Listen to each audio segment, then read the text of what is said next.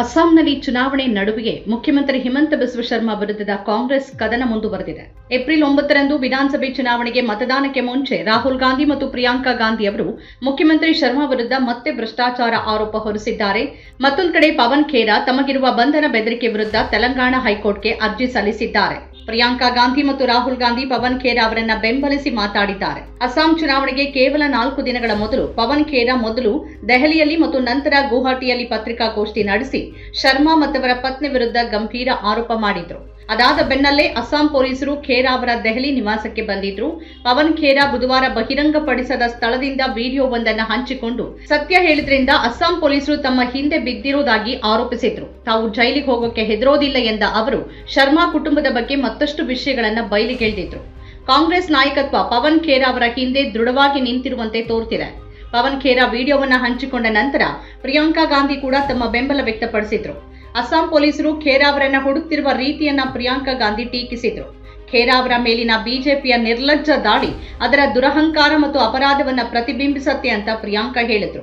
ಸಂವಿಧಾನವನ್ನ ನಂಬುವ ಪ್ರತಿಯೊಬ್ಬ ಕಾಂಗ್ರೆಸ್ ಸದಸ್ಯರು ಮತ್ತು ಪ್ರತಿಯೊಬ್ಬ ಭಾರತೀಯರು ಅಧಿಕಾರವನ್ನ ಪ್ರಶ್ನಿಸೋದು ಮತ್ತು ಸವಾಲ್ ಮಾಡೋದು ಬಲವಾದ ಪ್ರಜಾಪ್ರಭುತ್ವದ ಅಡಿಪಾಯ ಅಂತ ಅರ್ಥ ಮಾಡ್ಕೊಳ್ತಾರೆ. ಆಳುವ ನೈತಿಕ ಅಧಿಕಾರ ಕಳೆದುಕೊಂಡಿರುವ ಮುಖ್ಯಮಂತ್ರಿಯೊಬ್ಬರು ಖೇರಾ ಅವರನ್ನ ಗುರಿಯಾಗಿಸಿಕೊಂಡಾಗ ತಾವು ಅವರೊಂದಿಗೆ ನಿಂತಿರೋದಾಗಿ ಪ್ರಿಯಾಂಕಾ ಹೇಳಿದ್ದಾರೆ.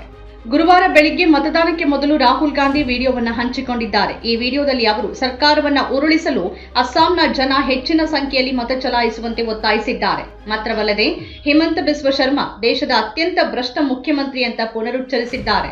ನಮ್ಮ ಸರ್ಕಾರ ಅಧಿಕಾರಕ್ಕೆ ಬಂದಾಗ ನಾವು ಅವರ ವಿರುದ್ಧ ಕ್ರಮ ಕೈಗೊಳ್ಳುತ್ತೇವೆ ಎಂದಿದ್ದಾರೆ. असम के भाइयों और बहनों को नमस्कार।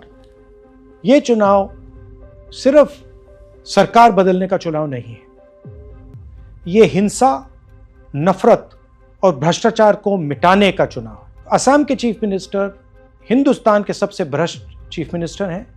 उन्होंने भ्रष्टाचार की सारी सीमाएं तोड़ दी हैं। ये बात पूरी असम जानता है।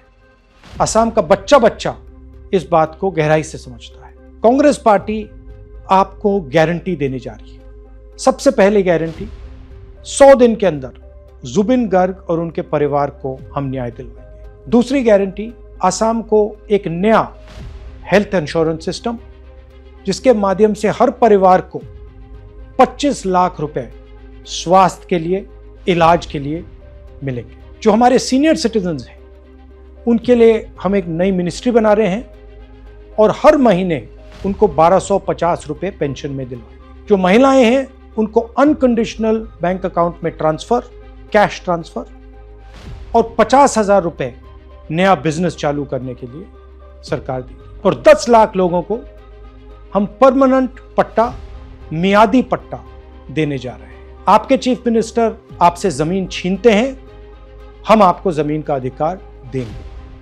हमारे कैंडिडेट्स को आप समर्थन दीजिए, हर कैंडिडेट को जिताइए और कांग्रेस पार्टी की गठबंधन की सरकार असम में लाइए।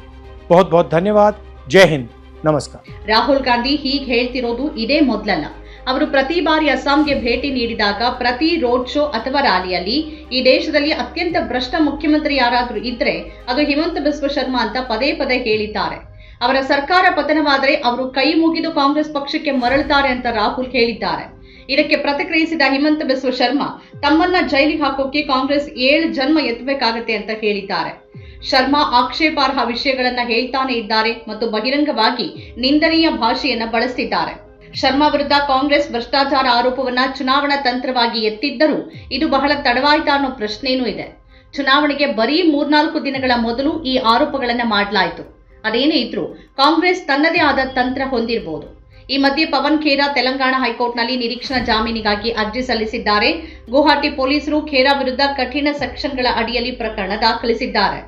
ಪವನ್ ಖೇರಾ ಹಿಮಂತ ಬಿಸ್ವ ಶರ್ಮಾ ಮತ್ತು ಅವರ ಪತ್ನಿ ವಿರುದ್ಧ ಆರೋಪ ಮಾಡಿದಾಗಿನಿಂದ ಅಸ್ಸಾಂ ಪೊಲೀಸರು ಅವರನ್ನು ಹುಡುಕ್ತಿದ್ದಾರೆ. ನಿರೀಕ್ಷಣಾ ಜಾಮೀನು ಕೋರಿ ಅವರು ಈ ಅರ್ಜಿಯನ್ನ ಏಪ್ರಿಲ್ 7ರಂದು ಸಲ್ಲಿಸಿದ್ದಾರೆ. ಕೋರ್ಟ್ನಲ್ಲಿ ಈ ವಿಷಯ ಏನಾಗಲಿದೆ ಅನ್ನೋದನ್ನ ನೋಡಬೇಕಿದೆ. ನಮ್ಮ ಕಾರ್ಯಕ್ರಮಗಳನ್ನ ನೀವು ನೋಡ್ತಾ ಇದ್ರೆ ನಮ್ಮ ಚಾನೆಲ್ ಅನ್ನ ಸಬ್ಸ್ಕ್ರೈಬ್ ಮಾಡಿ, ಪಕ್ಕದ ಬೆಲ್ ಐಕಾನ್ ಒತ್ತಿ ನಮ್ಮನ್ನ ಬೆಂಬಲಿಸಿ. ಹಾಗೆ ನಮ್ಮ ಕಾರ್ಯಕ್ರಮಗಳನ್ನ ಲೈಕ್ ಮಾಡಿ, ಕಮೆಂಟ್ ಮಾಡಿ, ಅದನ್ನ ಬೇರೆಯವರಿಗೂ ವಾಟ್ಸ್ಆಪ್ ಮೂಲಕ ಶೇರ್ ಮಾಡಿ. ನೀವು ಹೀಗೆ ಮಾಡಿದಾಗ ನಮ್ಮ ಚಾನೆಲ್ ಮತ್ತಷ್ಟು ಜನರಿಗೆ ತಲುಪಲು ನೀವು ನಮ್ಮೊಂದಿಗೆ ಸಹಕರಿಸಿದ ಹಾಗಾಗುತ್ತೆ. ಇದು ನೀವು ಯಾವುದೇ ಖರ್ಚಿಲ್ಲದೆ ಕೆಲವೇ ಸೆಕೆಂಡುಗಳಲ್ಲಿ ನೀಡಬಹುದಾದ ಸಹಕಾರ. ಧನ್ಯವಾದಗಳು.